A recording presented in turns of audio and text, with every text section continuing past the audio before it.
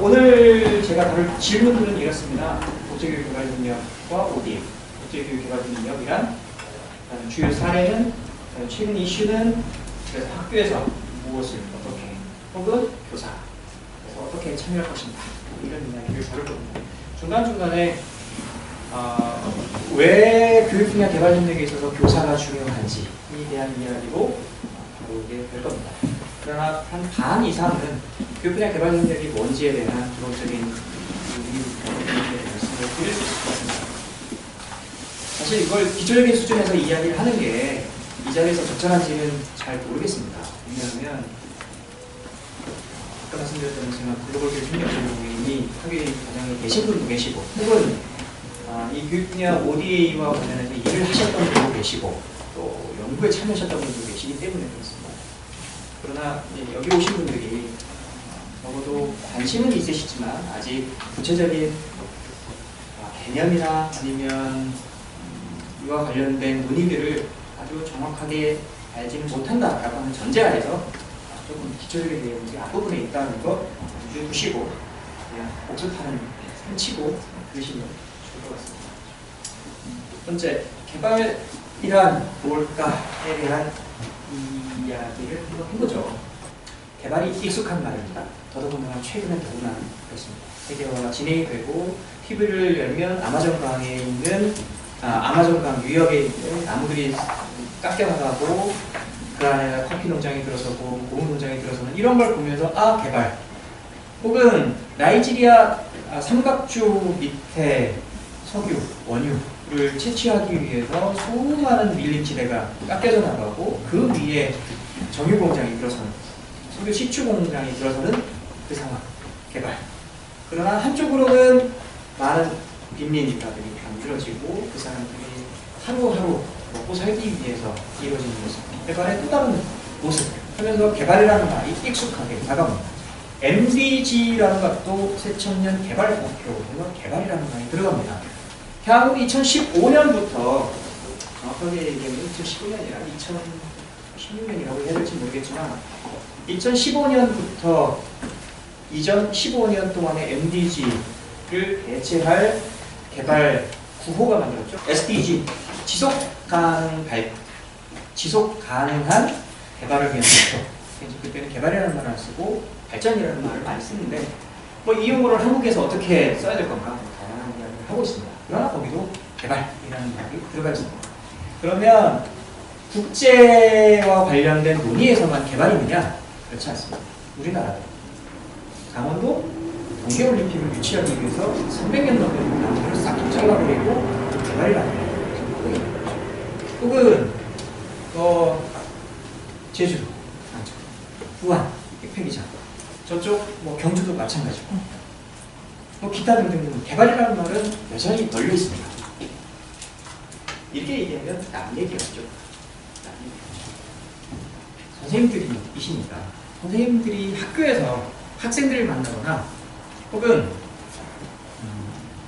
교과서상에서 수업을 하시는 입장에서 개발은 무슨 의미죠? 그때는 개발이라는 말이 익숙한가요? 익숙하지 않은가요? 어떤가요? 사실 개발하면 학교 현장을 넘어서서 거의 대부분 이런 뭔가를 뒤엎고 그 위에 근대적이고 현대적인 뭔가를 만들어내기 위한 과정으로 얘기를 합니다. 근데 그 이면에는 내내 이런 빈곤의 문제가 나타납니다. 좋은 거로 변화되는 걸 염두에 두지만 의도한 대로 되지 않는다는 겁니다. 사실 요거 말고도 또 다른 그 슬라이드를 제가 자주 가지고 다니는데 브라질에 있는 한 도시의 장면입니다. 담장을 사이에 놓고 한쪽에서는 빈민촌, 한쪽은 부촌입니다. 각 집마다 수영장을 갖춘 고급 호화 빌라촌 딱 담장을 놓고 그걸 항공으로 찍어가지고 하는데 개발이라는 말은 뭔가 좋은 걸로 바뀌는 거 그런 느낌, 그런 의미로 사용합니다. 그러나 당장 우리 주변을 봐도 그렇고 그 다음에 멀리 떨어져 있는 사람들의 삶을 봐도 그렇고 개발이라는 말이 과연 우리 주변에서 그렇게 좋은 의미로 잘 되고 있는지 이건 잘 모르겠다는 겁니다. 또 하나, 우리와 우리 표현을 좀 제가 자주 쓰는데 한국 사람만큼 우리라는 말을 많이 쓰는 집단이 많을까 싶습니다. 다른 나라 말을 잘 모르니 제가 잘 모르겠습니다만 적어도 익숙한 뭐 영어라든지 일어라든지 중국어 아시는 분 계시죠? 중국어는 우리라는 말을 많이 쓰나요? 아시는 분이 안 계시거든요. 없을 겁니다. 없어요. 스페니쉬도 없어요. 거의 그렇게 안 합니다. 그런데 그거 아세요? 다른 나라 사람들이 저희가 쓰고 있는 우리라는 말을 들으면 정말 이상하게 생각을 합니다. 이수다를 보셔도 그렇고 요즘 잘 나가는 이정상 회장을 보셔도 그럴 겁니다. 도대체. 근데 외국 분들이 오셔가지고 한국에서 자연스럽게 우리라는 말을 자기 말 속에 집어넣으면 거의 한국 사람 같았다고 보시면 됩니다. 네. 그랬습니다. 여기 저희 동공에도 그런 친구가 한 명 있어요. 말 속에 우리라는 말을 정말 잘 집어넣습니다. 어떻게 저럴까? 이 친구 이야기할 때마다 좀 신기하게 쳐다보는데 그 신기하다는 말이 결코 긍정적이지 않습니다. 그 말의 의미는 그 우리에 속하지 않은 바깥 사람으로 이 우리는 폐쇄적인 집단일 겁니다. 여러분들이 무의식적으로 쓰지만 그 우리는 울타리가 있어요. 그리고 이 안에 들어 놓을 건지 그렇지 않을 건지에 대해서 상당히 여러분들은 나름대로의 기준들을 가지고 있다는 거죠. 바깥 사람이 그걸 결정하냐고 그렇지 않습니다. 안에 있는 사람이 그걸 결정하는 거지. 그런 점에서 사실 이 가이드라인과 울타리를 점점 넓혀나가기 위한 또 다른 우리를 생각해 봐야 될 필요가 있습니다. 전 세계는 앞서 대표님 말씀하셨던 것처럼 MDG 상위의 8개 목표가 빈곤과 부지와 질병이라고 하는 지금껏 내내 해결되고 오지 못한 그런 이슈들을 어떻게든 해결해보자고 만들어낸 국제사회의 협약입니다. 특히 교육부야 같은 경우에는 무지라는 말을 쓰지만 정확하게 얘기하면 무지도 아닙니다. 정확하게 얘기하면 빈곤도 아닙니다. 정확하게 얘기하면 질병도 아닌 거예요. 거의 대부분의 사람들이 병을 가지고 있고 거의 대부분의 사람들이 상대적으로든 절대적으로든 가난하다고 생각하고 있고 누구는 많이 알고 있고 누구는 적게 알고 있는 것이 아니라 가지고 있는 지식이라고 하는 것이 상대적이어서 많이 알고 있는 것과 적게 알고 있는 정도와 수준이 매우 다른 거죠. 그럼 그렇게 이야기하면 실제 빈곤과 무지와 질병이라는 걸 어떻게든 해결하자라고 하는 것도 상당히 일방적인 그런 문제 해결로 보일 수도 있습니다. 이렇게 이야기를 하면 개발이라는 말이 상당히 다의적, 다중적, 복잡한 이면들을 가지고 있는 게 분명합니다. 일방적인 뭔가를 내가 가지고 있는 기준을 덥석 가져다주고 자, 괜찮지? 혹은 이제 살만하지? 혹은 이제 배울만하지? 이제 괜찮아졌어? 라고 이야기하기가 어렵다는 겁니다. 다른 분야보다도 교육 분야는 그게 훨씬 심합니다. 그 부분에 대해서는 이따 지식 공유, 나머지 쉐어링이라고 하는 쪽에서 좀 더 이야기를 하도록 하겠습니다. ODA는 이렇게 정의됩니다만 넘어가죠. 공적 개발 먼저. 여러분들이 내는 세금을 가지고 우리나라 사람이 아닌 다른 나라 그것이 필요한 사람들을 돕는 일입니다. 그때 쓰는 돈을 ODA라고 해요. 우리나라는 GDP 대비 이제 뭐 0.15%도 아마 안 되는 걸로 알고 있습니다. 0.1%를 넘은 게 이제 얼마 안 됐으니까요. 그리고는 2015년까지 재미있지만 0.25%를 맞추겠다고 큰소리 빵빵빵빵 쳤습니다. 그리고는 2014년도에 정부 예산 얘기하면서 핵심적인 게 뭔지 아세요? 우리가 굳이 그 약속을 지킬 필요 있어? 그래서 지금 2015년까지 0.25% 못 맞춘다. 어쨌든 이게 여러분들이 내는 세금이기 때문에 이렇게 되는 거예요. 여러분들이 내는 세금을 가지고 여러분들한테 돈을 쓰지 않고 그걸 꼭 왜 쓸 때 그걸 ODA라고 합니다. 만약에 여러분들 돈이 아니라면 그게 문제가 안 됩니다. 뭐 그건 상관이 됐어요. 근데 여러분들이 내는 돈이니까 문제가 됩니다. 이 ODA와 관련해서 이 지도는 각 국가마다 얼마나 많은 국가들이 ODA 지원이 되고 있는지를 표시하는 겁니다. 주로 아프리카. 사하라 이남 아프리카에 몰려 있고요. 그 다음에 여기 동남아시아 쪽에 몰려 있고요. 여기 뭐 파키스탄, 네팔 이쪽에 몰려 있고요.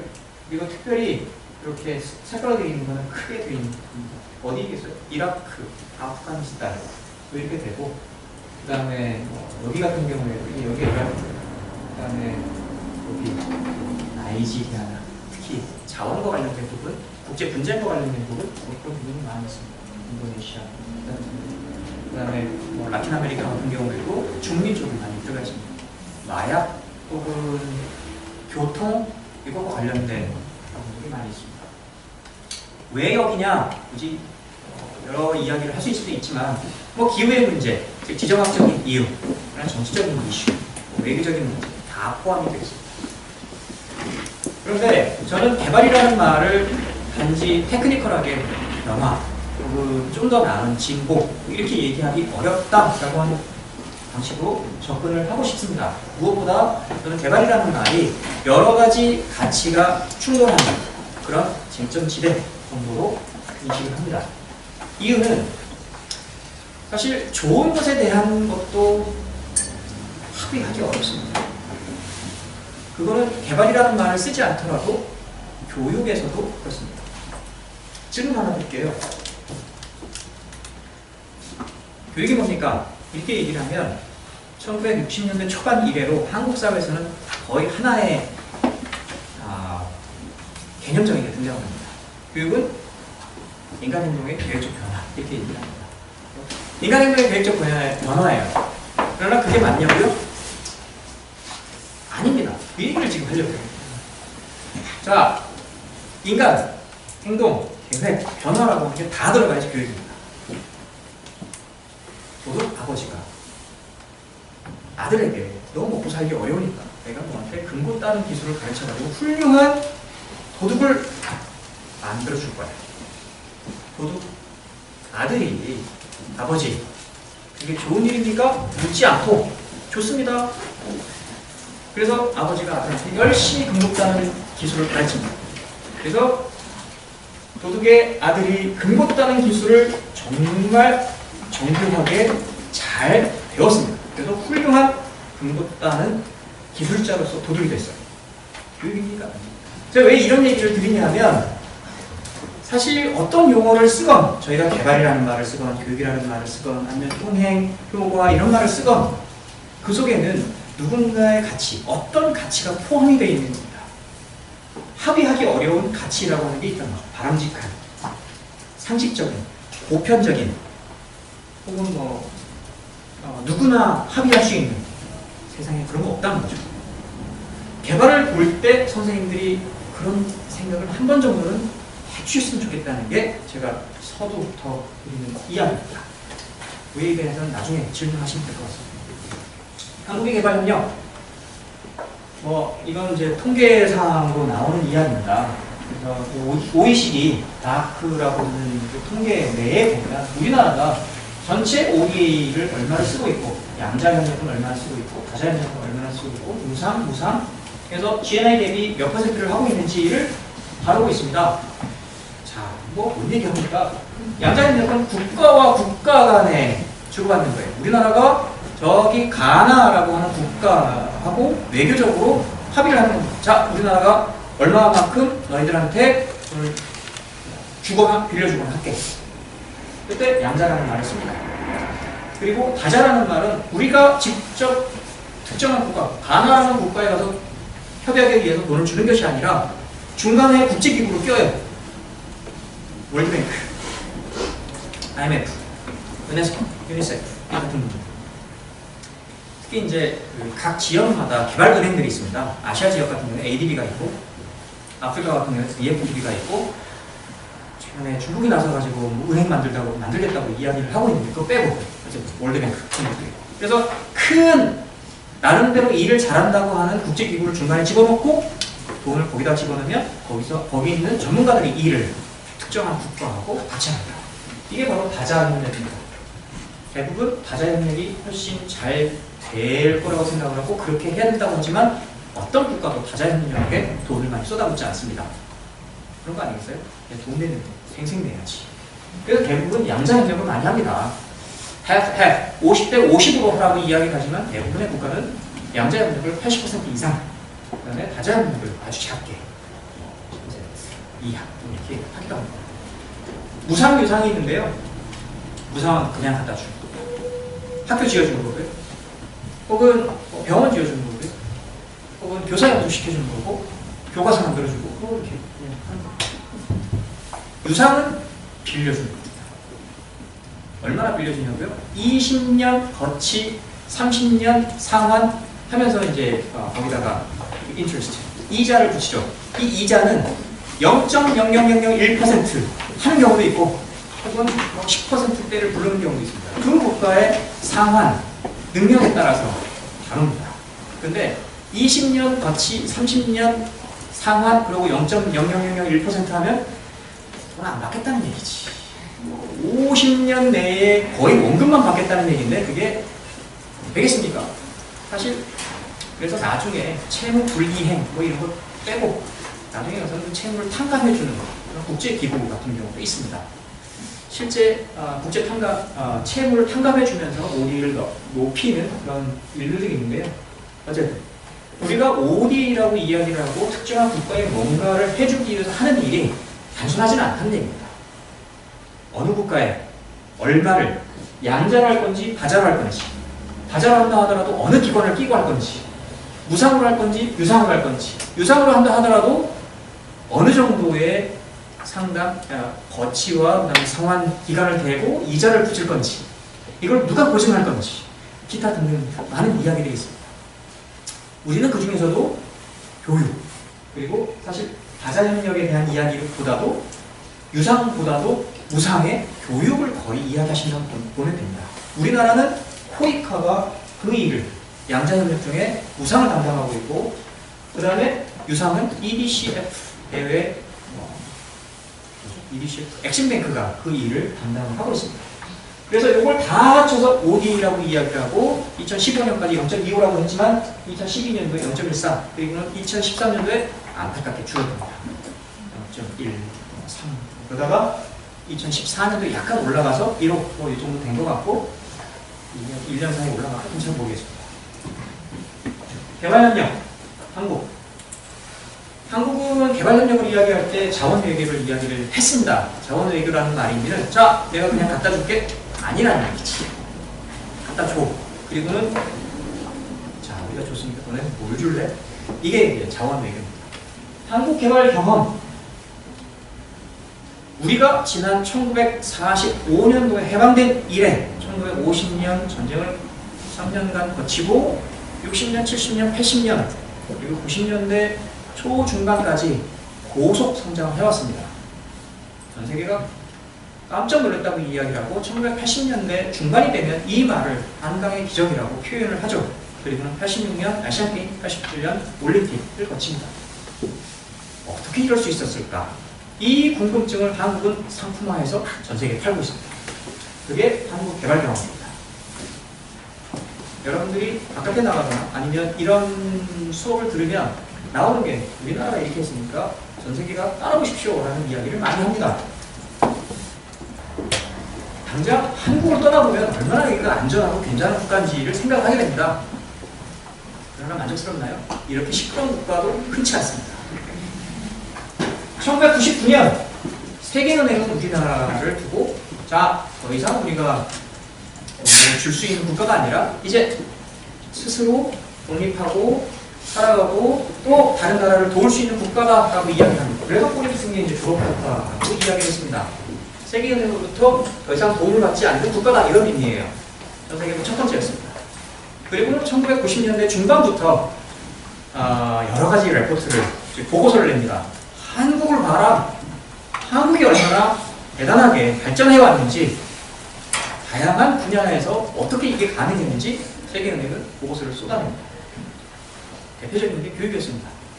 우리나라가 1960년, 70년, 80년, 90년대 중반까지 발전할 수 있었던 다양한 요인 중에 첫 번째 초등교육입니다.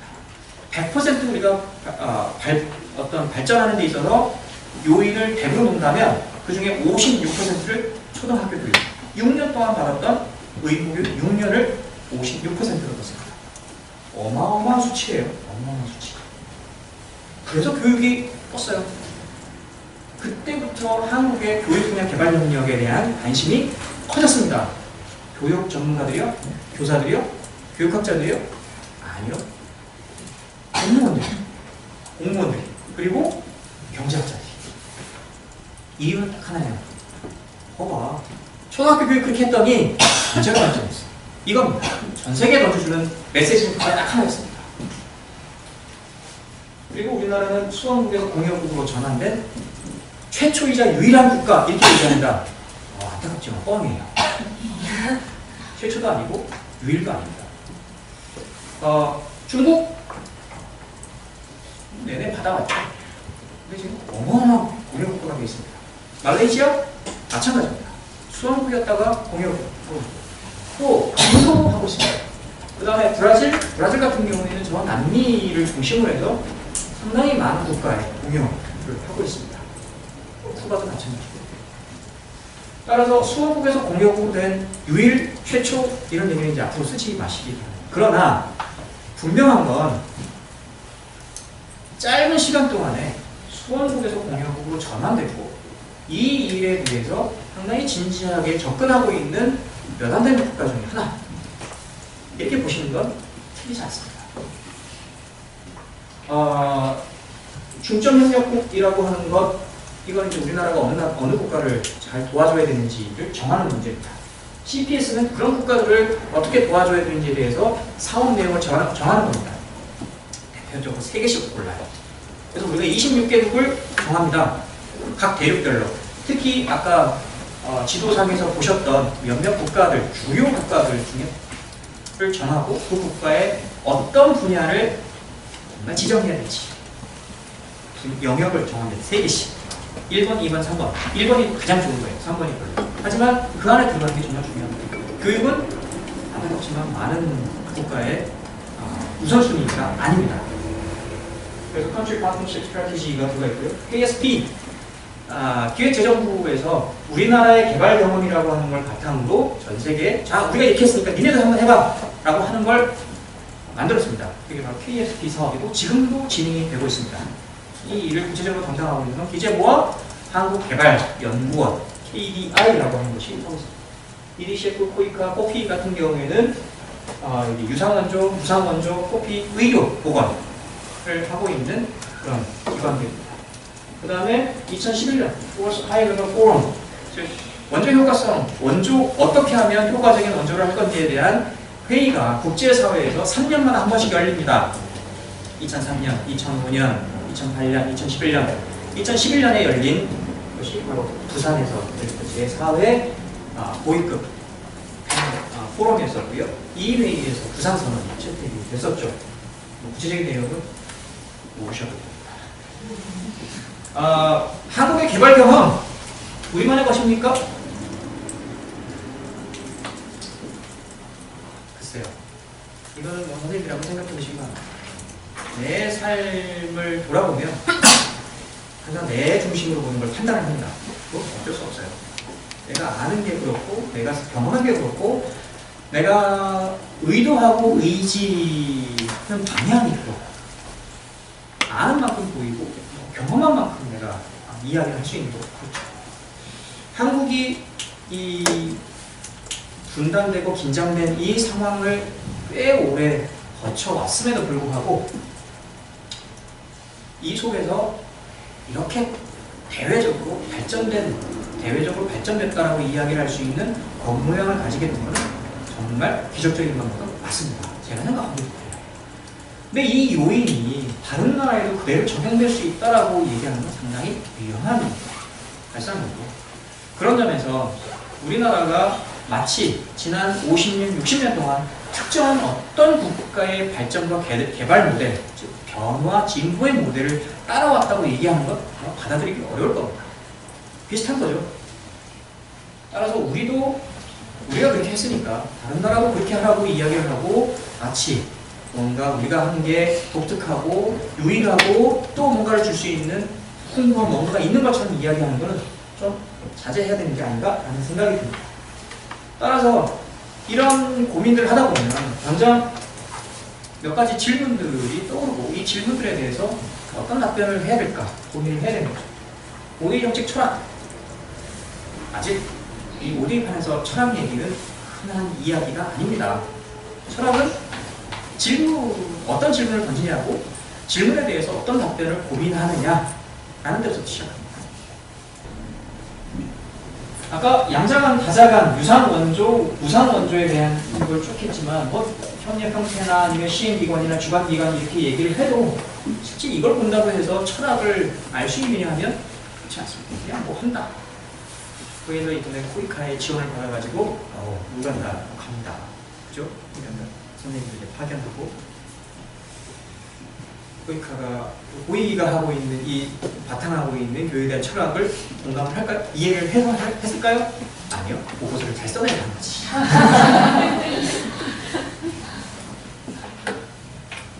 조직이에요. 우리나라 개발협력, 즉 OD를 집행하고 있는 기관들과 프로그램과 사람들을 관리하는 가장 최고의 여러 가지 협의체들을 보여주는 거예요. 이거를 본다고 해가지고 철학을 볼 수 있냐면 아닙니다. 국제관련협의위원회, 실무위원회 저렇게 얘기하지만 공무원들끼리 모여가지고 자 어떻게 합시다 좋습니다 하하 먹고 맛있는 거 먹고 헤어집니다. 국정협력국 12, 8, 4, 2 26개 아시아에서 12개 국가 아프리카에서 8개 국가 중남미에서 4개 국가 동도 CIS에서 2개 국가. 그럼 잘 보세요. 정말 도와줘야 될 국가 아니면 정말 지원해야 될 국가들이 들어가 있나요? 이게 질문입니다. 여기에 들어가고 안 들어가고의 의미가 뭔지 아세요? 무상이든 유상이든 뭔가를 지원을 하려고 해요. 이 리스트에 없으면 낙타가 바늘귀에 들어가는 것만큼 어렵습니다. 성경에 그런 구절이 들어있죠? 어렵습니다. 불가능해요? 불가능하진 않아요. 그런데 거의 안 되는 거죠. 우리가 우간다 갑니다. 우간다에 있지 않나요? 또 있습니다. 그래서 가는 거예요. 괜히 한다 그래서 안 됐을 거예요. 근데 정말 우리가 생각하는 그 저개발 아니면 최빈국 그런 것들은 빠져 있습니다. 사실 저기 중남미 국가의 하이티 그다음에 여기 중남미 같은 경우에 볼비아, 콜롬비아, 파라과이, 페루 이렇게 들어가 있지만 정작 중미의 뭐 에콰도르나 뭐 과테말라나 그다음에 이런 벨리스 나름대로 여행 관광국으로 생각이 될지 모르겠지만 상당히 가난한 그 최빈국으로 분류되는 국가들이 있습니다. 파라과이 같은 게 중소득 국가입니다. 콜롬비아도 그렇고 페루, 볼리비아가 이제 점점 조금 좋아지긴 하지만 여전히 이제 나은 국가들. 그러니까 이거는 우리가 중점 협력국에서 도와줘야지 이렇게 됐지만 전 세계적인 시각하고는 일치하지 않는다는 얘기입니다. IT 지원을 한번 보시죠. 우리나라 여기 있나? 없어요. 우리나라 없습니다. IT 지원했어요. 지원했습니다. 코이카도 지원했고요. 그리고 세아상협이라고 하는 그 옷 만드는 회사가 있는데 IT에 공장을 짓고 거기 있는 사람들을 고용해가지고 일자를 주겠다고 했을 때 코이카에서 학교를 하나 지을 수 있는 사업을 줬습니다. 유일하게. 그리고는 긴급 구호 지진 났을 때 몇 명이나 죽었어요? 20만 플러스 알파가 죽었습니다. 인구의 어마어마한 비중에 해당되는 사람들이 죽은 거죠. 전 세계적인 제한입니다. 하나 정작 우리나라 정부는 이 IT에 접근하는 게 상당히 조심스러워했고 좀 인색했습니다. 이게 개발의 민낯입니다. 따라서 우리나라가 다른 나라를 도와준다. 왜? 이 질문은 답변이 상당히 궁해요. 도대체 뭘 왜 도와주고 왜 그게 중요한지 답변이 상당히 궁합니다. 그러니까 자원서 해결을 얘기를 하는 거예요. 우리가 주고 받을 수 있다고 생각합니다. 주고 채무권을 갖고 오거나 혹은 뭐 시추권을 가져온다거나 아니면 공장을 가져온다거나 이렇게 되면 한답니다. 이걸 철학이라고 얘기해요. 만약에 이걸 철학이라고 얘기하면 죄송합니다. 이런 표현 써서 천박하다고 얘기할 수밖에 없습니다. 한국형 대발력량 무슨 뜻입니까? 이 표 처음 보신 분은 안 계실 겁니다. 1945년 해방 이후 2010년에 이르기까지 최근까지 GDP가 얼마나 향상되는지에 대한 이야기를 다루고 있습니다. 보시면 사실 1960년대 초반까지만 해도 필리핀보다 아래였었고요. 북한보다 아래였었고요. 그 다음에 사하라 이남에 지금도 대도국으로 분류되고 있는 가나라고 하는 국가보다 낮았습니다. 그런데 60년대 중반, 70년대 들어서부터 상당히 극복선을 타고 1997년, 98년 전 세계 금융위기, 특히 아시아 지역의 금융위기 때 확 내려갔다가 다시 올라가고 2010년도에 내려갔다가 다시 올라가는 이 양상을 보입니다. 지금은 GDP를 따지면 PTP를 기준으로 했겠죠. 25,000불이 넘습니다. 25,000불. 자랑스럽습니다. 이게 1962년도부터 시작된 6번에 걸친 경제개발 5개년 계획의 결과 경제학자들이 이야기를 하고 있고 특히 이 시기에 가장 많은 GDP 성장이 있었던 건 분명합니다. 이와 관련된 근대사, 현대사 얘기는 따뜻하지 않겠습니다. 그리고 1996년도에 OECD에 가입했고 2009년도인가에 우리나라가 OECD, 특히 로열 클럽이라고 하는 OECD 개발원조위원회 회원으로 받아들여집니다. 이게 아까 얘기했던 가나와의 GDP 대비입니다. 출처가 어디에 있어요? 아까 얘기했던 월드뱅크입니다. 월드뱅크는 1990년대 중반부터 이런 보고서를 많이 쏟아냈습니다. 자, 봐! 전 세계 사람들. 얼마나 한국이 따라갈 만한 국가인지. 자랑스럽습니다. 제가 이걸 가나에서 오신 분들 앞에서 했다가 얼굴 빨개지는 상황이 좀 있었습니다. 근데 이거는 다른 게 아니라 차이가 난다는 게 중요한 게 아니라 이 차이를 도대체 뭘로 설명할 수 있느냐는 겁니다. 그래서 차이가 나요. 가나하고 한국과 도대체 뭐 때문에 이렇게 됐느냐는 얘기예요. 그 반이 뭐라고요? 바로 유치, 지식, 교육, 인적 자원, 사람 양성 이걸 하는 겁니다. 가나는 상당히 실패했고 한국은 상당히 성공했다는 얘기예요.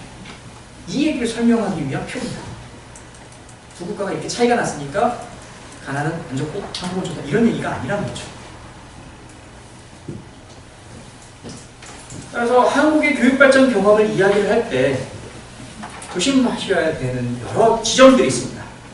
그 부분에 대해서 고민해 보시면 됩니다. 우리 사업 효과 어떻게 측정할까요? 아마 그 호기 같은 경우에도 1년 사업하고 2년, 3차년 뭐 이렇게 사업이 진행이 될 때 보고서를 내요. 보고서에는 우리가 지난 1년 동안 뭘 했습니다. 해야죠. 선생님들의 학교에서 생각을 해보십시오. 1년 동안 애들 열심히 가르쳤어요. 선생님들 평가받으시죠? 뭘로 평가받으세요? 그렇지. 애들이 가서 인터넷에 뭐 하겠지. 부모님들이 뭐 하겠죠. 그 다음에 동료 평가를 할 거고 학교장 선생님도 평가를 여러분한테 할 거고 그걸 종합해가지고 여러분의 평가에 반영이 될 겁니다. 저는 당황스럽습니다. 애들이 이거 갖고 와가지고 아빠 이거 해야 돼. 뭔데? 인터넷에 들고 가서 이거 해야 된다. 제가 저희 집사람이 바빠가지고 제가 주로 상담을 갑니다. 근데 1년에 딱 한 번 상담을 가거든요. 상담 가면 20분 앉아가지고 이야기하는 게 제가 선생님에 대해서 알 수 있는 거의 대부분의 이야기고 애들이 집에 가서 밥 먹으면서 주절주절 떠드는 이야기가 답니다. 근데 거의 대부분 선생님 얘기는 안 하고 지 친구가 뭐 했고 뭐 이런 얘기인데 선생님 평가를 어떻게 해야 되나 이런 생각을 하죠. 한숨을 쉬면서 합니다. 나름 성의있게 합니다. 그러나 잘한다고 얘기를 할 수는 없습니다. 선생님들이 그 평가에 대해서 얼마나 진지하게 받아들여야 되는지 잘 모르겠습니다만 당혹스러운 것만큼은 저만은 아닐 거라는 생각이 듭니다. 우리 사업도 마찬가지입니다.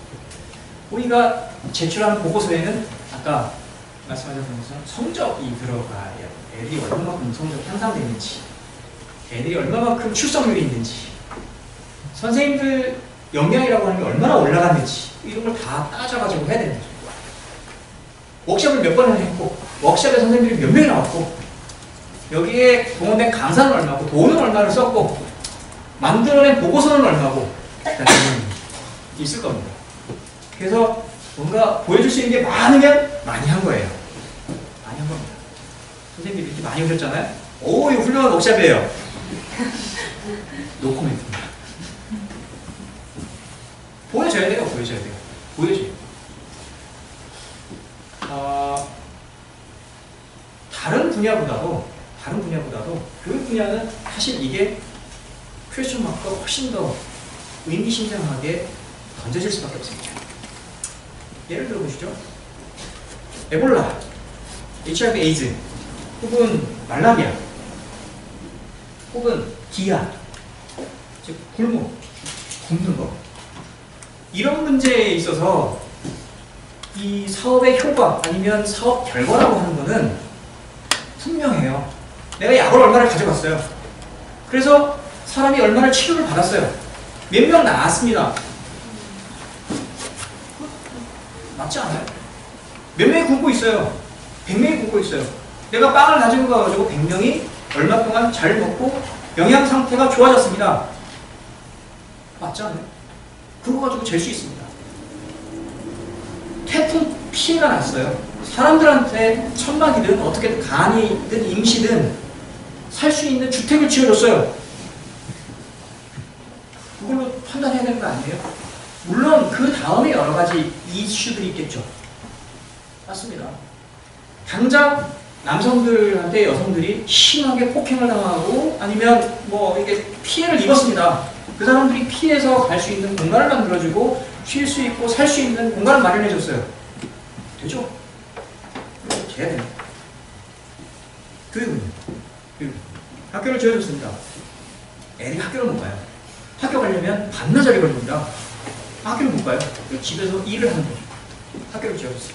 자, 학교를 지어가지고 애들이 몇 명이 올 수 있는 상황이 됐어요. 그래서 애들이 몇 명이 왔어요. 그걸로 끝. 선생님들은 도움을 드시겠습니다. 사실은 그 이상 어떻게 더 합니까? 라고 얘기하는 게 사업하시는 분들의 이야기입니다. 근데 교육은 그렇게 단순하게 얘기하기가 어려운 부분들이 너무 많답니다. 특히 학교가 이미 존재하고 선생님들이 있고 시스템이 마련되어 있고 공교육 체계에서 여러 가지 문제가 있을 때 자, 질 높은 교육을 합시다 라고 얘기를 할 때 다른 접근을 해야 된다는 거죠. 문제는 그걸 어떻게 평가해야 됩니까? 라는 겁니다. 우리는 효과적이라는 말을 잘 쓰죠. 효율적입니까? 효과적입니까? 그게 평가의 기준이 됩니다.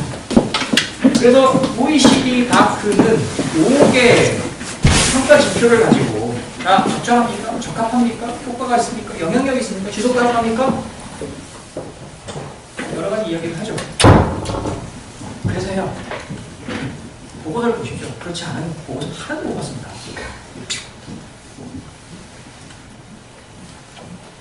두 권의 책을 여러분들한테 이야기를 하겠습니다. Give up without aid, 그 다음에 Bad Aid라고 하는 두 권의 책입니다. 죽은 원조라고 하는 책입니다. 안 두꺼워요.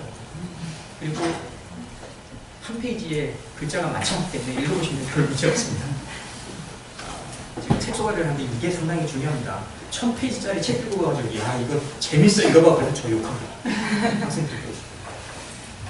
이 데이비드 필립스라는 사람은 그 국제 비교 교육을 하시는 분인데 이 영국이 2차 세계대전이 끝나고 독일을 재건하는 상황에서 어떤 도움을 주고 그 효과가 뭔지 그리고 특히 이제 교육 분야에 있어서 어떤 개발 정책이 맞는지 이런 이야기들을 다양하게 다뤘던 사람이고 지금도 그 분야에 있어서는 세계 최고입니다. 근데 그분이 이제 Development Without Aid를 이야기합니다. 원조 없이 개발을 이야기하자는 얘기입니다.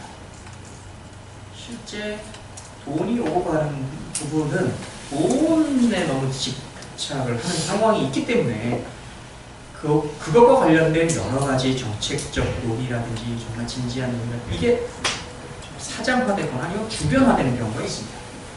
베레이드라고 하는 이 책은 아프리카 이 담비사 모요라고 하는 분이 저분의 의견에 저는 전적으로 동의하지는 않습니다만 기존에 나왔던 여러 가지 이야기들을 반박하는 방식이기 때문에 의미 있는 문이라고 봅니다. 즉 담비사 모요는 월가에서 8년 가까이 일했던 금융인입니다. 꽤 괜찮은 대학을 나오고 훈련을 받은 경제금융인입니다. 이 월가는 전 세계에 돈을 쥐고 흔드는 대표적인 브레인들이 모여있는 곳입니다. 즉 전 세계 돈이 어떻게 움직이고 있는지 아는 사람이라는 얘기죠. 이 사람이 아프리카의 개발 협력, 특히 원조가 어떻게 진행이 되고 있는지에 대한 자신, 특히 자기가 태어나고 자란 관심 있는 아프리카라고 하는 대륙을 놓고 자료를 분석한 겁니다. 결론은 간단합니다. 원조 잘못하고 있다는 겁니다. 1000조 원 가까운 돈이 아프리카에 수십 년 동안 쏟아부어졌지만 많은 발전이 있다고 이야기하지만 정작 아프리카는 못 산다. 경제 지표상으로 상당히 많이 올라갔어요. 아프리카 업라이징? 아프리카 라이징? 아마 이 제목인 것 같은데 아프리카 라이징이라고 하는 책을 보면 아프리카는 우리가 생각하는 것보다 훨씬 가능성 있고 전 세계적인 시장을 이렇게 주도할 만한 잠재력이 있는 대륙입니다. 54개 국가들 그리고 작지 않은 땅덩어리 정말 풍부한 지하자원, 천연자원 그리고 점점 많은 교육을 받고 있는 인적자원 그리고 상당히 많은 발전을 이룬 GDP 수준 나중에 지금의 기존 대륙들보다 정말 많은 잠재력, 가능성을 가지고 있는 국가로 얘기가 됩니다. 그러나 데드 에이드를 쓴 담비사 모요는 원조 때문에 더 이상 클 수 없다라고 이야기합니다. 아니면 적어도 원조가 잘못되고 있다. 아니면 저 원조가 뭔가 빠져있는 원조라는 거죠. 그래서 돈을 가져다 주고 당신들이 직접 뭐 하려고 하지 마라. 스스로 살 수 있는 시장을 키울 수 있도록 그냥 보조적인 역할만 해라 라는 이야기를 합니다. 이것은 제프리 삭스라고 하는 사람이 즉 비번의 전반이라는 책에서 우리가 열심히 원조를 해서 국제사회에 필요한 개발에 필요한 원조 자금들을 모아서 가지고 가면 개발이 이루어질 거다 라는 말에 정면 반박을 합니다. 두 사람 다 맞기도 하고 틀리기도 하겠죠. 그러나 이 데드 에이드가 보여준 자료에 의하면 아프리카는 원조 때문에 죽어가고 있습니다. 그래서 데드 에이드. 한번 읽어보시면 되겠습니다. 핵심은 자, 많이 돈을 썼어요. 그리고 꽤 괜찮다고 모든 보고서를 다 얘기하지만 정작 현실은 별로 나아지지 않습니다. 뭐가 잘못했을까요? UK 에이드 좋아요.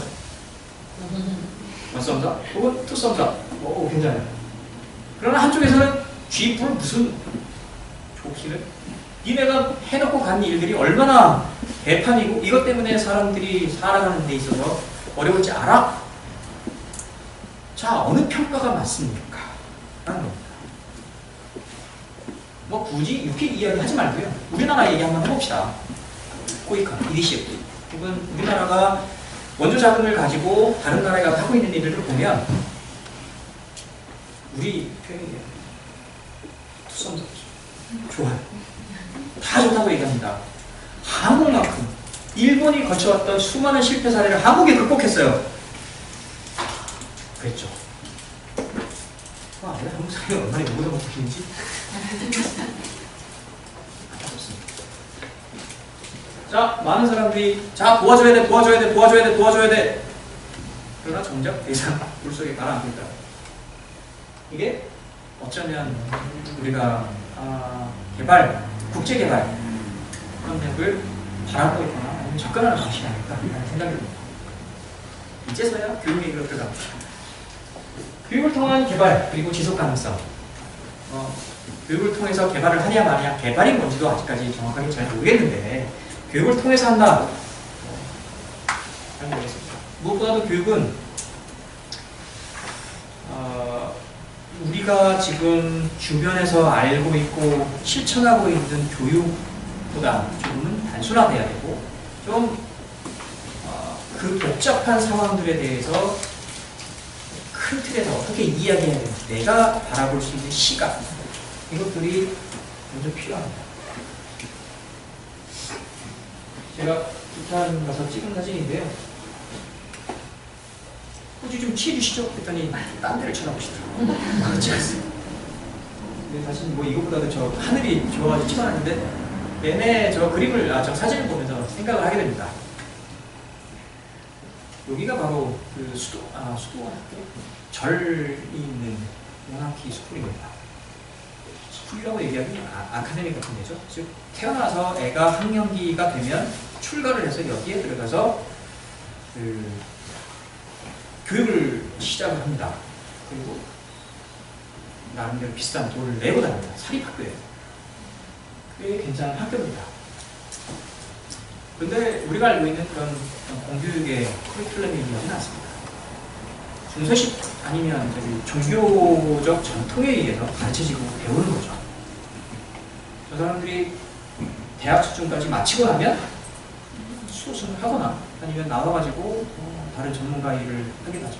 그러나 많은 부분 수도승으로 남게 되는 경우가 있습니다. 여기에 대해서 판단을 한번 해보시죠. 저렇게 길러지고 저렇게 삶을 사는 게 의미가 있을까? 잘하는 걸까? 저거를 바라보는 제3자는 이때 어떤 대입을 하거나 어떤 이야기를 해야 될까? 아무 얘기 할 수 없습니다. 저 사람에 대해서. 그리고 저 삶이 왜요? 나름대로 괜찮지 않습니까? 라고 얘기를 한다면 그 다음 얘기가 어떻게 가겠어요? 우리는 지금 다른 나라에서 하고 있는 일에 전혀 손을 떼서는 안 돼요. 할 수도 없고. 저 사람의 삶은 저 사람의 삶이고 우리 삶은 우리 삶이고 이렇게 얘기해요. 그렇다고 여기다 대고 뭐라고 얘기를 할까를 고민하기 시작하면 한도 끝도 없어집니다. 종교 문제도 걸리죠. 국가 문제도 걸리죠. 어떤 학제 문제도 그렇죠. 내용도 그렇죠. 뭐 아동을 다루고 교수 학습, 즉 가르치고 배우는 과정도 그렇죠. 삶도 그렇죠. 뭐 어떻게 개입을 할까 고민을 해야 됩니다. 그런데 이 사진을 보고 그런 고민을 하라고 하면 할 수 있습니다. 이렇게 많은 이야기, 질문. 안타깝게 현재 교육 분야 개발 협력과 관련된 프로젝트나 프로그램들을 보면 이런 고민들의 종류나 깊이라고 하는 것이 깊지 않다는 얘기입니다. 그만큼 깊게 들어가지 않는다는 거죠. 당연히 가서 얘기할 게 있는 것 같고 당연히 가서 대입할 게 있는 것 같고 당연히 갖다 줘야 될 뭔가가 있다고 생각하는 거죠. 실제 태국 메소스에서 만난 아이들의 삶을 보면 꽤 복잡합니다. 얘네들요, 쓰레기장에서 살아요. 엄마에서 쫓겨난 시장민들입니다. 국적이 없는 사람이에요. stateless child, stateless children. 국가가 없어요. 여권이 없습니다. 학교 안 갑니다. 학교 가서 뭐해요? 학교 가는 동안에 그냥 쓰레기장 가서 쓰레기 주워가지고 집안 살림 자리를 돕는 게 낫습니다. 그런데 저런 학생들만 있냐고요? 학교 가는 아이들도 있어요. 학교 나름대로 괜찮아 보이죠? 한국 NGO가 지어졌습니다. 태풍 때문에 싹 쓸려 내려가서 한국에서 지어졌어요. 대부분 이 전통적인 방식의 교육 방식을 운영합니다. 재밌었던 건 이 아동들이 3시 반쯤 되면 집에 가기 전에 의례를 합니다. 태국과 버마의, 미얀마의 국경에 위치한 학교예요. 3가지 국가를 부르고 헤어집니다. 첫 번째, 태국 국가를 부릅니다. 그리고 태국 국왕과 여왕을, 왕비를 칭송하는 구호를 외친다. 그게 첫 번째. 두 번째, 미얀마 국가를 외칩니다. 부릅니다. 세 번째, 카렌 국가를 외칩니다. 카렌 스테이트는 미얀마, 버마 속에 있는 작은 소수민족 자치공화국입니다. 물론 미얀마 정부는 인정하지 않아요. 이 아이들은 정체상 세 개의 국가를 공히 매일 경험하고 있는 아이들이죠. 이 아이들한테 교육은 어떤 의미일까? 멕시코 남부의 치아파스주 산 크리스토발 데 라스 카사스라고 하는 곳에 있는 광장입니다. 관광지예요. 많은 사람들이 관광하러 갑니다. 치아파스, 이게 검은 옹달수로 따가지고 정부에 맞섰던 동네입니다. 그리고 그 한가운데 이 산 크리스토발 데 라스 카사스라고 하는 주도가 있는 거고, 이 근처에 긴장 상태가 계속되고 있습니다. 광장에서 만난 아이, 이 아이는 한 번도 그 학교를 간 적이 없어요. 학교 앞입니다. 사이밖에 없네. 이 아이는 뭐 제가 이전을 보지는 못했지만 주변에 있는 시장에 들어가서 봤을 때는 이 아이는 내내 시장통에서 큰 아이예요. 시장통에서 컸습니다. 애들이 몇 살이나 됐을 때 일을 시작할 것 같습니까? 2살이 조금 넘어가고 말을 시작할 때쯤 되면 엄마 옆에서 좌판을 놓고 껌을 팝니다. 껌 사세요. 그리고는 시장에서 큽니다. 멕시코뿐만 아니라 남미, 중남미 지역에 시골 지역에 가면 반장이 별로 없어요. 결혼을 해야 돼요. 이유는 도시로 다 나갑니다. 돈 벌러. 그리고는 40대 이후가 돼야 몇 명 돌아옵니다. 몇 명 안 돌아오는 게 대부분이라는 겁니다. 남아있는 사람들은 여자, 아이들, 그리고 노인들입니다. 그 사람들이 땅을 일궈서 먹고 살아야 되는 거고, 실제 돈을 붙여오는 경우가 극히 드물기 때문에 정말 극심한 가난과 이 어려운 처지 속에서 살아갈 수밖에 없습니다. 따라서 아이들은 일을 해야 되는 거지. 10살이 넘어가고 그러면 이제 저렇게 나름대로 이 판에서 어떻게 살아가야 되는지에 대한 적응력이 완전히 된 상황이죠. 네팔 아이들 학교에 옵니다. 근데 네팔이라는 국가는 참 뭐라고 얘기해야 되나? 복잡한 국가입니다. 공립학교의 교육체제에 대해서 이야기하기 아직까지 어려운 국가라는 거지. 아직까지도 고아, 즉 아동 밀매가 꽤 성행하고 있는 곳이고, 도시와 저기 높은 산지인 고산 지역에 있는 사람들하고의 삶의 차이가 너무 크기 때문에 이 사람들한테 뭔가를 가르치고 배운다는 논의 자체가 아직까지 어색한 그런 국가가 바로 네팔입니다. 정치적으로 아직까지 불안정하기 때문에 몇몇 도시 지역 빼고는 아직까지도 복잡한 상황들이 있습니다. 이 아이들이 학교에 와서 공부한다는 거, 앉아가지고 교과서를 펴놓고 공책에다 뭔가를 쓴다는 거 쉽지 않아요. 리틀 프린스라고 하는 그 책이 있습니다. 그 책은 네팔에 있는 이게 아동 밀매업자들이 어떻게 아동 밀매를 하고 있는지, 그리고 이거를 태클링하기 위해서 미국에 있는 사람들이 어떻게 도와주고 있는지에 대한 이야기를 쓴 책입니다. 한번 보시죠.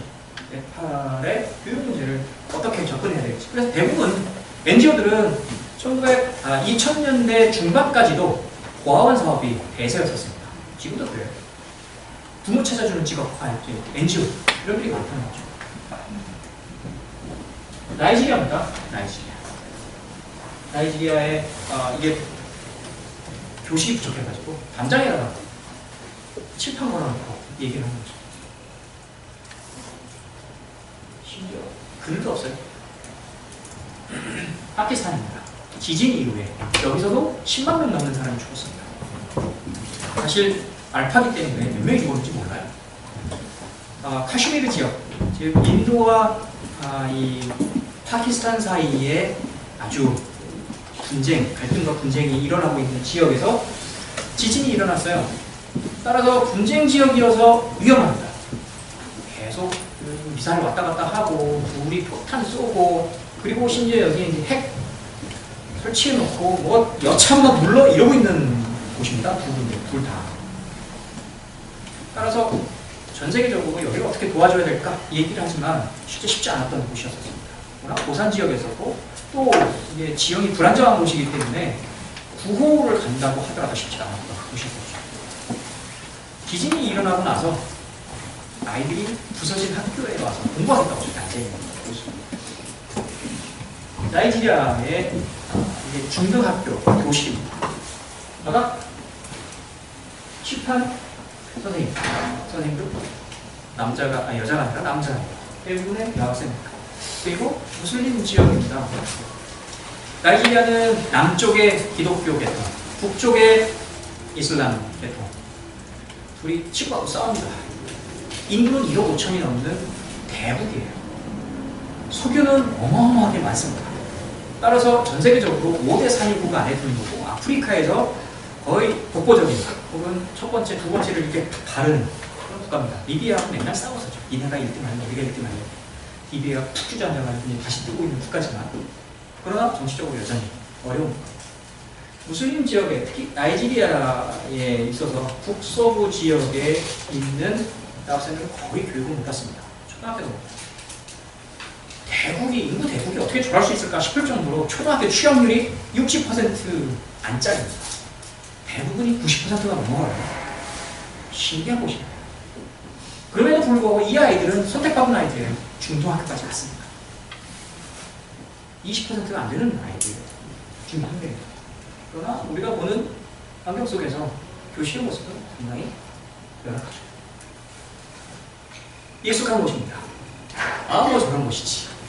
한 번쯤 선생님들도 초등학교에 계신 선생님들은 이렇게 해보셨을 거고, 또 학교를 이렇게 다양하게 조직해가지고 아이들한테 가르치고 선생님하고 아이들의 그 간격을 줄여서 가르치려고 하는 모습들이 점점 많아요. 교사 학습 방법을 선진한다고 하고 혁신한다고 할 때 어떻게 해야 되는지에 대한 다양한 워크숍, 실천 사례들을 통해서 한번 보셨을 겁니다.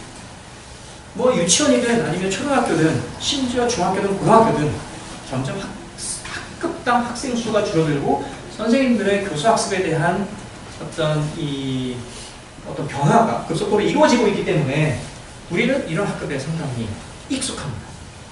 그리고 다른 나라도 혹은 우리가 뭐 다가가지 않든 학교, 교실은 이런 모습일 거라는 가정하에 있습니다. 그러나 앞서 보셨던 것처럼 거의 비슷한 학령기의 아동들이 거의 비슷한 방식의 학교와 교실 환경 속에서 거의 비슷한 유형의 선생님들과 교과서를 가지고 수업하지 않는다는 거예요. 교육을 대하는 방식, 그게 학교 교육이든 학교 바깥의 교육이든 일정하지도 않다는 겁니다. 따라서 우리는 교육이라는 말을 쓰지만 그 교육이라는 말 하나 가지고 정말 다른 실천들이 다양한 수준 하에서 이루어지고 있다는 겁니다. 우리는 그 말을 교육이라고 별로 안 쓰고 지식 공유라는 말로 씁니다. 내가 가지고 있는 지식, 당신이 가지고 있는 지식, 나는 많이 가지고 있고 너는 못 가지고 있고, 우리가 가지고 있는 시스템은 훌륭하고 당신은 그렇지 않으니까 자, 내가 나눠줄게. 이게 지식 공유 사업. 그래서 교육개발협력은 그게 교육 전문가는 아니든 상관이 없습니다. 많이 알고 있고 많이 갖고 있는 사람이 다가갈 수 있는 그런 사업이기 때문에 그렇습니다. 선생님들도 이런저런 그 연수를 통해서 그런 거 배우셨을 겁니다. 선생님들이 반드시 가르치고 아이들은 아무것도 알지 못하는 이게 머리가 텅 빈 애들이 아니기 때문에 아이들이 알고 있는 경험과 어떤 실천들 지적 수준에서 시작할 수 있도록 이렇게 도와주고 하는 거죠.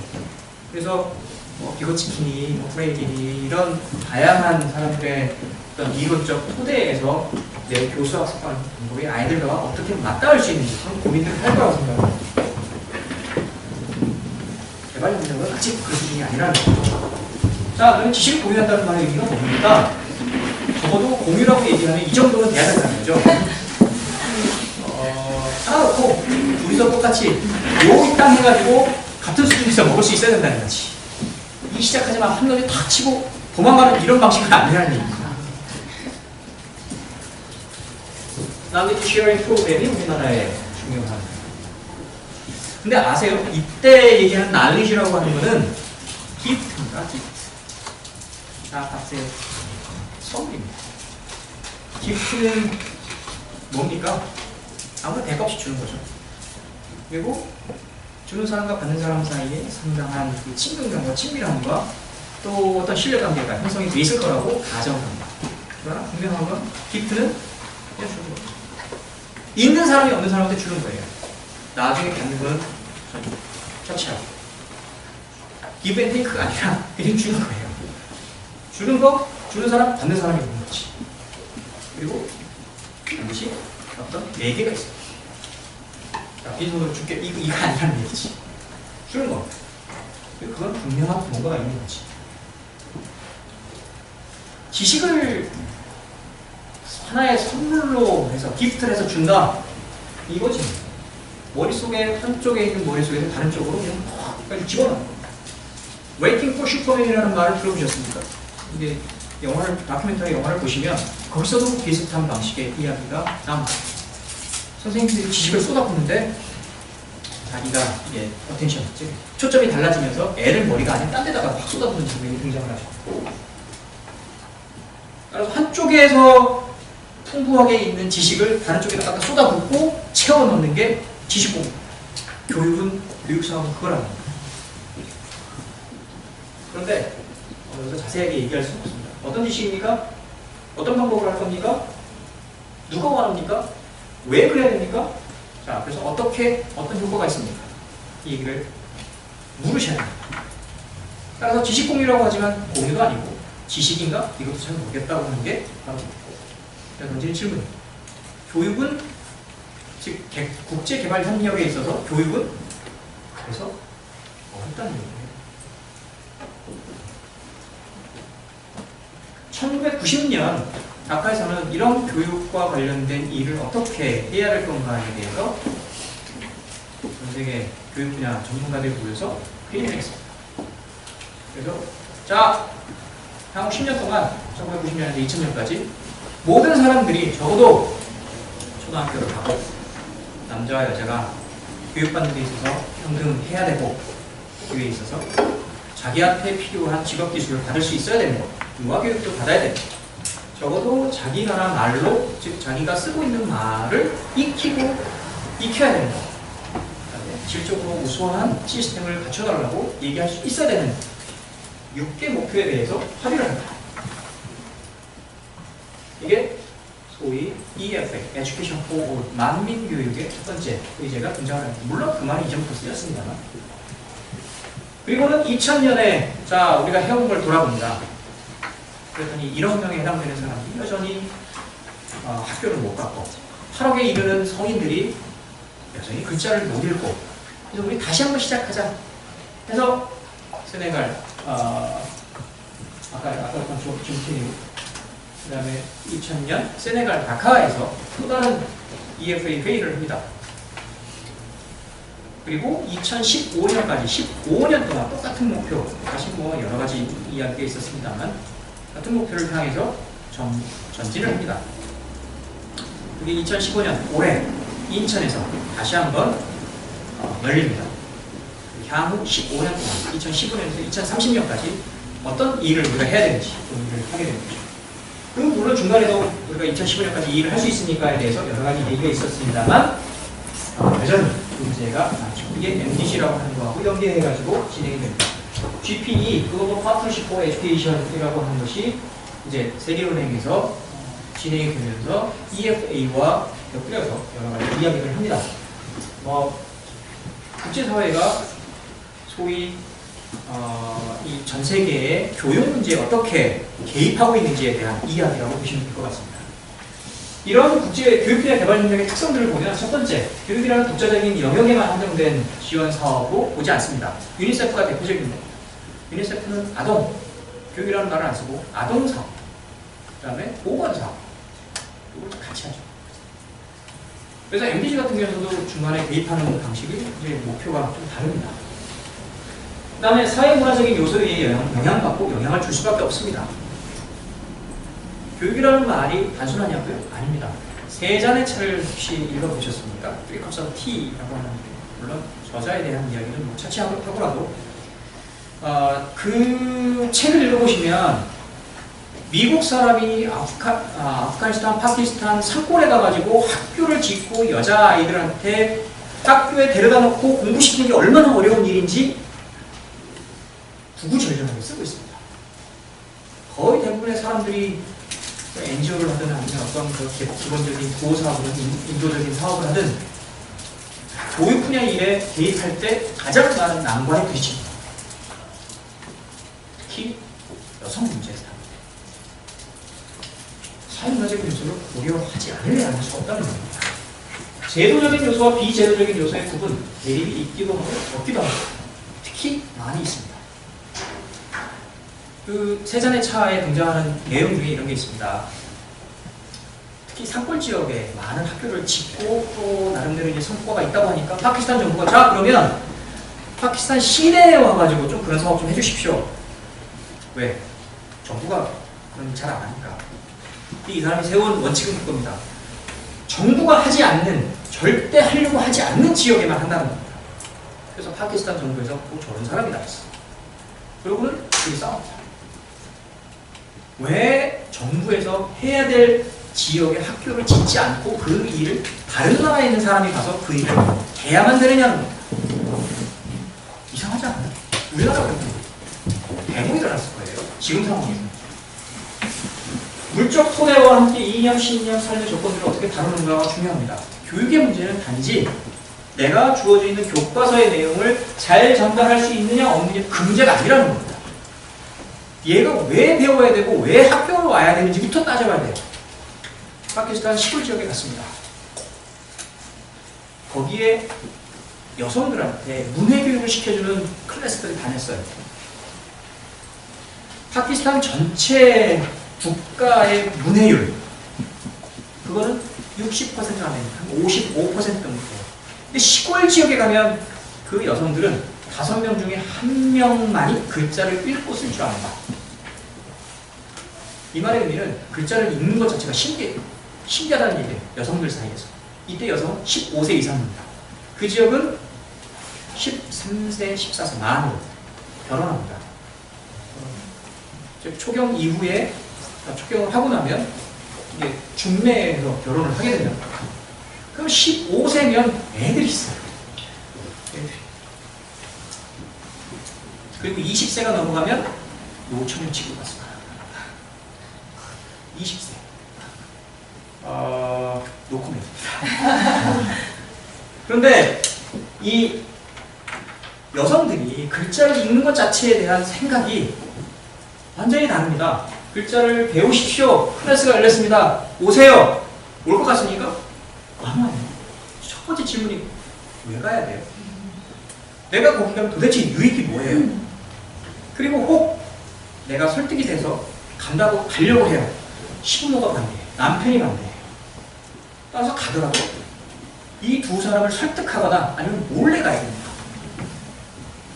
그래서 한 비문해자, 글자를 읽지도 쓰지도 못하는 사람한테 문해교실이 열려가지고 이 사람을 데리고 오는데 얼마나 걸리냐고 최소 3주에서 길게는 2개월이 걸립니다.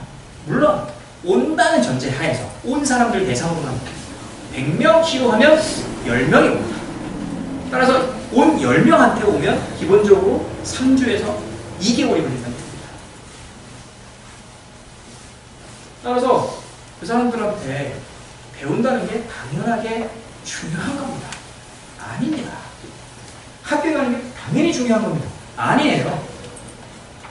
그렇지 않습니다. 우리나라도 그랬어요.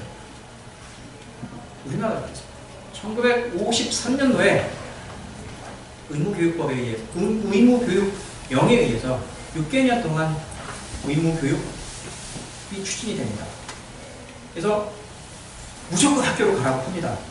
근데 애들이 학교를 가요? 가요. 왜? 벌금 내라고. 가요. 근데 1시간 하고 나면 와가지고 못 두드립니다. 창문. 얘똥아 밥 매러 가자. 애 데리고 가요. 그럼 일어나서 나갑니다. 그럼 우리나라 살렸었어요. 도대체 학교를 왜 가야 되는지 학교에 가가지고 유익이 뭔지 모른다는 얘기, 몰랐다는 얘기죠. 그래서 뭘 고려해야 됩니까? 어떤 분야를 해야 될지. 교사 중요하죠. 정말 교사가 중요해요? 교사들한테만 교사가 중요한 거 아닌가요? 이런 이야기 들으시면 뭐라고 하시겠습니까? 경제학자들한테는 경제성장이 최고입니다. 공중보건하는 사람들한테는 보건 분야, 사람이 건강한 게 최고입니다. 여성 문제를 다루시는 분들한테는 남녀 간의 성차별을 줄이는 게 최고입니다. 교육 분야는 그러면 어떤 목소리를 낼 수 있을까요? 교육이 중요해요. 아무도 안 들어요. 이유가 뭐냐고요?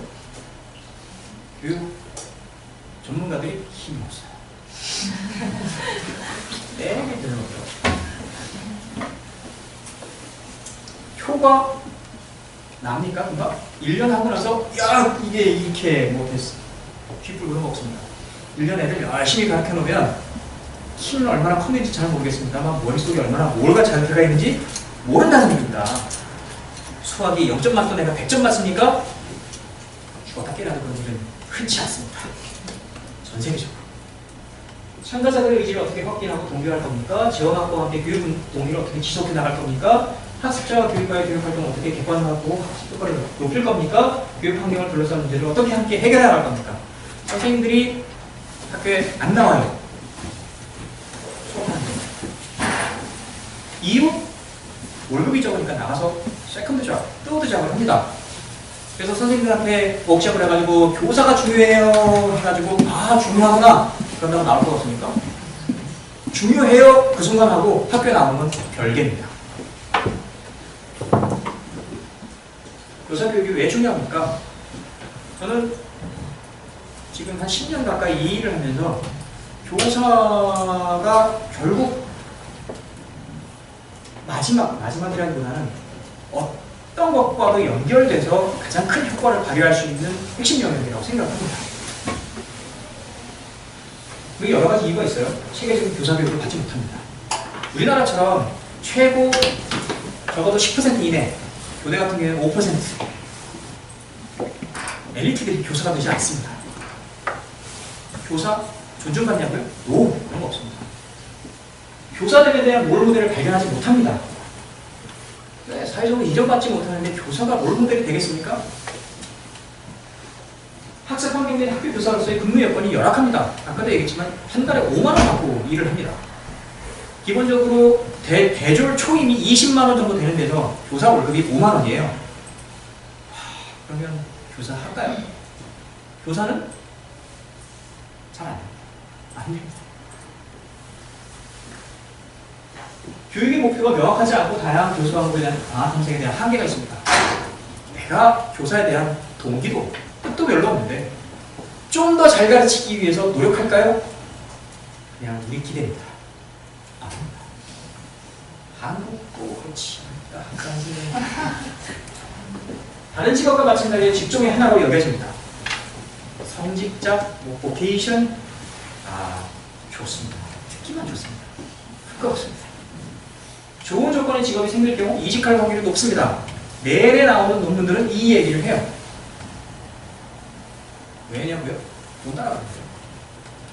한국에서 교사 연수를 합니다. 와가지고 2주, 3주 열심히 훈련받고 갑니다. 가서 대기업 공개합니다. 교사 재교육에 대한 필요는 높으나 이를 충족시킬 수 있는 제도적 장치, 지원이 부족합니다. 교사 교육이든 재교육이든 무엇보다 학생에 대한 이해가 부족하고 학생들의 학습 결과에 대한 확신 경로가 낮습니다. 즉 학생 중심이니 아니면 도수 학습에 대한 기타 이런 철학적이고 배경적인 이론이니 없다는 얘기죠. 내게 주어진 교과서를 가지고 이야기를 그냥 그대로 잘 전달하면 되는 거예요. 이게 대도공만 그러냐고요? 미국도 그런 경우가 있습니다. 선생님들이 수업 시간에 들어가가지고 수업 안 해요.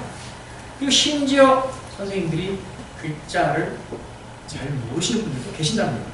수학 모르면서 수학을 가르치는 경우도 있어요. 과학을 모르면서 과학교사를 하는 경우도 있습니다. 이해가 돼요? 미국 얘기입니다. 다라고 얘기하면 안 되지. 파라과이요? 파라과이 가서 선생님 이제 IDB라고 하는 곳에서 이런 실험을 했습니다. 선생님이 과학과 수학 수업하는 걸 비디오를 찍었어요. 그랬더니 10명 중에 6명은 잘못된 말을 하고 4명은 잘못 가르쳐요. 수학 문제를 써놓고 답을 잡았어요. 과학을 얘기를 하면서 딴 얘기를 하는 거예요. 흥미로웠어요. 교과서인데 왜 교과서대로 안 합니까? 과학 수학 실력이 부족한 거예요. 이해를 하세요? 근데 저는 가서 이해가 됐습니다. 이해가 돼요. 하루에 4시간 수업을 합니다. 50분짜리 4시간 수업을 해요. 근데 도착하면 애들 청소시키고 우유 주고 급식하고 뭐 이것저것 확인하고 중간에 잠깐 쉬는 시간 있고 실제 수업은 2시간, 2시간 반 정도. 그 시간에 여러 커리큘럼들을 소화하는 거예요. 소화 안 합니다. 지금처럼 교무실이 있어가지고 이런 것도 안 합니다. 선생님이 자기 수업 시간이 딱 되면 왔다가 수업 끝나면 가요. 교무실로 옮겨 다닙니다. 따라서 모든 교사가 다 그렇다고 얘기를 할 수는 없지만 실제 아동 학습에 대한 관심이 상당히 적다는 얘기입니다. 따라서 교사 옥시하셨어요? 선생님들이 몇 명 왔습니다. 프로그램이 어땠습니다. 이거 가지고 선생님들이 정말 역량이 높아졌다고 얘기하기 어려운 상황들이 너무 많은 거예요. 교육분야 개발 전쟁에서 왜 교사 교육이 중요합니까? 뭐 제가 이거 빨리 다 드릴게요. 교육활동의 사수자의 학습 동기와 자기주도성의 힘을 하는 기초교육 과정에서 교수자의 의도, 교수 방법, 기본적 자원 확보가 결정적입니다. 이게 안 된다는 거예요.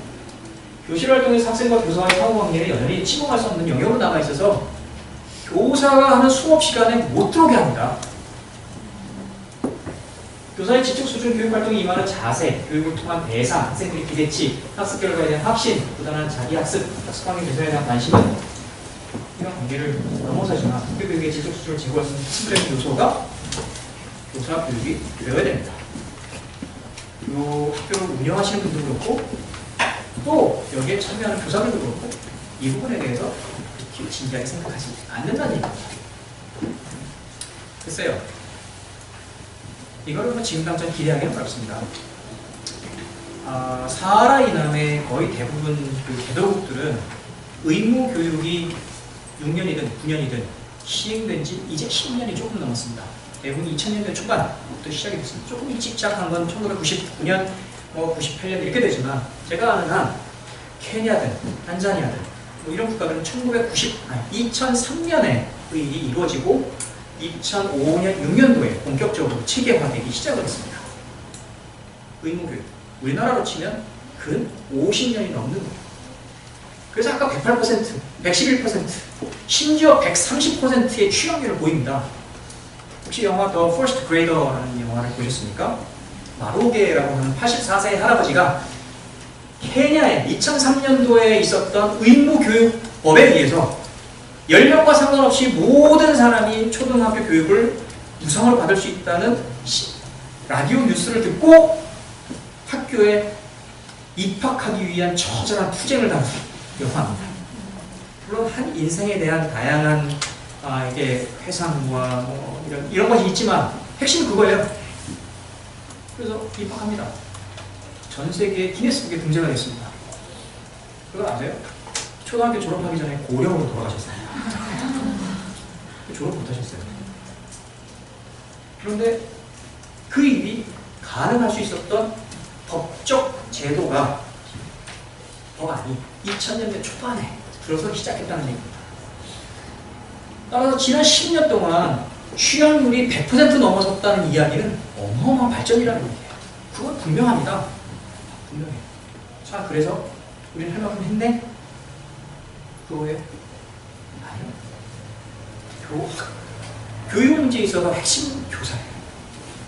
근데 그 일이 결코 쉽지 않다는 얘기예요. 그래서 교사 교육을 시작하기 전에 이런 질문을 해야 됩니다. 왜 교사 교육이 필요한지, 누구를 위한 교사 교육인지, 교사들은 교사 교육을 정말 필요로 하는지. 뭐라고 그래? 오는 사람도 있지만 안 오는 사람도 있습니다. 교사 교육의 중요한 계획 결과 하나씩 갖고 있습니까? 학교 발전 계획과 교사 교육이라는 관계에 대해서 고민합니까? 당장의 문제를 해결하는 데 필요한지 아니면 일반적인 훈련이라고 생각을 하는 건지 그보다 조금 더 장기적인 의미인지 교사교육의 목적을 교수 방법의 혁신, 새로운 지식 습득, 학생에 대한 이해, 교사됨의 자세 습득 이런 걸 한 건지 교사 간 대화를 촉진할 수 있는 뭔가가 있는 건지 교사 교육을 가려먹는 지금까지 한계 상황들은 뭐라고 생각을 하시는지.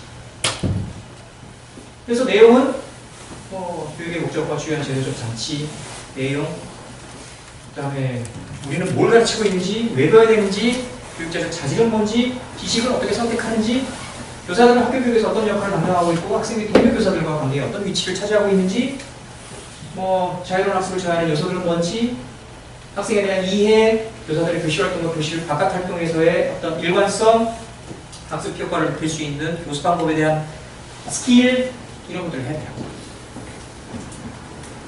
이렇게 얘기하지만 사실 다 할 수도 없고 다 되지도 않습니다. 뭐라면 안 오는데 어떡합니까? 두드려 해가지고 안 되죠. 안 됩니다. 진짜 물 넘고 산 넘고 사막 건너가지고 와야 되는 거 맞습니다. 그 지역이 그렇지 않나요? 사막길을 몇 시간 걸어가지고 옵니다. 혹은 차를 타고 오면 차비를 줘야 됩니다. 그런 거죠. 우리가 교사가 중요하고 교사 교육이 중요하고 실제 교육 분야 개발 협력을 하는 데 있어서 교사에 대한 중요성을 정말 강조하지만 실제 교사 교육이 이루어지는 다양한 장면들을 보면 아주 단순한, 아주 실망스러운 거죠. 그럼에도 불구하고 그 일들은 이루어져야 된다고 생각을 하는 겁니다. 그것을 또 시작을 하는 거죠. 다시 한번 얘기하지만 실제 사하라 이남 아프리카 국가들에서 교사들, 교육의 질적인 부분이고 양적인 팽창이 시작한 지 이제 10년도 채 안 됐습니다. 통계 별로 안 잡혀요. 제가 나이지리아를 가가지고 교육 프로 사람들을 확 뒤져가지고 통계집 내놔라 통계 연구를 받았어요. 깜짝 놀랐습니다. 한 지역의 취업률이 0%, 한 지역의 취업률이 400%. 이걸 통계 연구에다 적을 수 있단 말이야. 그래서 그걸 인용을 못했습니다. 통째로 400페이지 이르는 통계 연구를 믿을 수가 없는 거예요. 어떤 선생님들이 가르치고 있는지, 선생님들 숫자는 몇 명인지, 선생님들이 몇 시간 수업을 하는지, 교사 대 학생 비율이 얼마나 되는지 알려져 있는 통계가 별로 없습니다. 따라서 우리가 국제교육개발협력이라고 하는 이 전반적인 틀 속에서 교사가 중요하고 교사와 관련된 여러 가지 이야기를 하고 우리가 어떻게 할 건가에 대한 고민이 있지만 실제 현장은 훨씬 더 열악한 막 이제 고민이 되기 시작하고 투입이 되기 시작하고 뭔가 대입이 이루어지고 그 속에서 긴장과 갈등이 있으면서 변화가 있기도 하고 없기도 하는 그 단계라고 보시면 됩니다. 학교를 다 가라고 했지만 아까 우리나라처럼 문 똑똑똑똑 뚫리고 야 개똥아 밭에 가자 이 얘기하고 지금 비슷한 상황이라고 보시면 됩니다. 물론 현장이 이만큼 체계가 없냐고 그렇지 않습니다. 반대로 잘하고 있는 데 많고요. 그 다음에 생각하시는 것보다 잘 이루어지는 경우도 많습니다. 그러나 정치적인 틀 속에서 문제들을 끄집어내면 그 수준하고 크게 다르지 않다는 얘기. 우리는 교육 분야 개발 협력을 하라고 하면 이런 거 생각합니다. 봉사 갑시다. 자, 2주 동안 가서 3주 동안 가서 뭐 합시다. 제가 작년까지는 외대에 있었기 때문에 외대 가서 이거 했습니다. 당장 올해 왔더니 서울대 봉사단 끌고 베트남 갔다 왔습니다. 대학생들이 혹은 우리나라 사람들이 국제 개발을 이야기하면 내내 생각하는 게 봉사입니다. 근데 그거 아세요? 봉사는 그 지역에 있는 사람들이 환영하는 일이냐? 저는 그렇게 생각 안 합니다. 가장 큰 베네핏, 혜택은 가는 사람들이 받습니다. 세계 시민 교육의 가장 중요한 교수 방법인 거죠. 외대생들 데리고 아까 그 태국 메솥이라고 하는 학교를 갔습니다. 2주 동안 했죠. 헤어질 때쯤 되니 뭐 부둥켜 안고 울고 합니다. 가슴 뭉클하죠. 아, 그랬구나. 2주 동안 애들이 열심히 일했구나. 그게 아니라 애들이 돌아가가지고 마음 아파하면서 여러 가지 생각을 하겠군. 이겁니다. 따라서 우리가 교육이든 아니면 다른 분야든 개발 협력을 해요. 선생님들한테 묻습니다. 이 일을 왜 관심 있습니까? 왜 우리가 이 일을 해야 됩니까? 그때 질문했잖아요. 선생님들을 위해서. 만약에 제가 이렇게 단적으로 얘기하면 아닙니다 라고 얘기를 할 수 있는 근거를 논리적으로 설명해 줄 수 있을까요? 호의, 선생님들이 나선 단체입니다. 이건 뭐 호의는 아니고 델타라고 하는 첫 모임이었고 두 번째를 아직까지 저희가 못했습니다만 핵심은 선생님들이 주축이고 선생님들이 이 일에 깊이 관여를 한다는 얘기입니다. 저희가 이 일과 관련해서 실천도 하고 이론도 뭐 테크닉하고 여러 가지 뭐 정책적인 그 개입도 하고 하지만 내내 교육 전문가가 누굴까를 생각해보면 교사 말고는 떠오르는 사람이 없습니다. 교육학자요? 아, 네. 교육학자 아닙니다. 교사. 선생님들만큼 일상적으로 교육에 대한 고민들을 깊이하고 그것이 경험 속에서 체화된 성분이 흔치 않다고 생각합니다. 물론 다 다른 교육에 대한 경험과 철학과 어떤 고민의 수준을 안고 있기 때문에 하나로 엮어내는 게 쉬울까? 그렇지는 않을 겁니다. 단, 개도국에 가건 아니면 한반도 이 국경을 넘어서서 교육에 대한 고민을 할 때 그 수준보다 더 높이 할 수 있는 사람이 흔치 않다는 거예요. 흔치 않다고 생각합니다. 저 또한도 그 수준보다 높으리라고 저는 생각할 수 없습니다. 문제는 너무 교육이라고 하는 걸 국내의 문제로 고민해왔기 때문에 국제사회 맥락과 사회문화적인 배경과 차이를 어떻게 충분히 체화하고 이것을 내가 하고 있는 활동에 혹은 관심에 투영하고 이렇게 만들어낼 건가? 이게 아직 부족하다고 생각을 하는 거죠. 따라서 선생님들이 이 일에 관심을 가지는 건 정말 중요하다고 생각합니다. 이런 얘기를 해도 될지 모르겠지만 저희 그 학위 과정에 선생님들이 많이 지원하셨습니다. 다음 분 계시지만 또 계신지 모르겠습니다. 반이 지원하셨어요. 반이 선생님들이셨어요. 현직 선생님이세요. 근데 그 현상에 대해서 제가 고민한 바는 학위 과정이든 뭐든 선생님들이 이에 대한 관심이 점점 높아진다고 하는 걸 느끼는 거고 어떻게든 이 요구와 또 관심이라고 하는 걸 모아낼 수 있는 뭔가가 있었으면 좋겠다고 생각을 합니다. 그런 점에서 우리가 서울대 사범대학에서 이런 아카데미를 열게 되고 또 이 일의 선생님들을 초대하고 또 환영할 수 있다는 거에 대해서 저는 정말 의미 있다고 합니다. 앞으로 호의를 비롯해서 이 일이 조금 더 많아지고 많은 선생님들이 참여할 수 있는 계기가 될 수 있다면 좋겠습니다. 호의만 있습니까? 꼭 그렇지 않습니다. 그리티처스는 특수교사들 위주로 참여하고 있는 개발협력 단체입니다.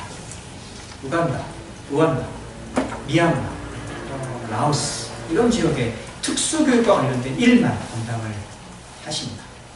케냐도 있고 호의 케냐에 사시다가 이제 우간다 넘어가시면 앞으로 조금 더 많은 교사 교육과 관련된 이슈들을 테이크할 거라고 생각을 합니다. 여기만 그러냐고요? 아니요. 다른 지역도 있습니다. 따라서 선생님들이 호의를 통해서 뭐 이렇게 이제 아카데미에 참여하시지만 실제 이 판에서 선생님들이 하셔야 될 일 훨씬 많고 아셔야 될 일 훨씬 많다는 걸 공부를 해주시면 좋겠습니다.